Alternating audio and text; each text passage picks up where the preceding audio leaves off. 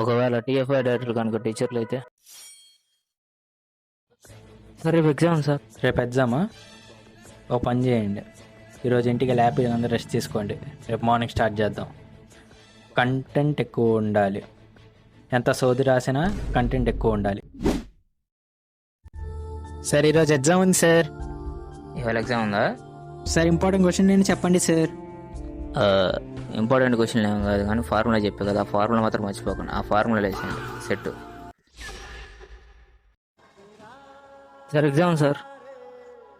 ఏంటి, మనకి ఎగ్జామ్ ఉందా? ఎప్పుడు? 3 days ఉంది సార్. 3 days?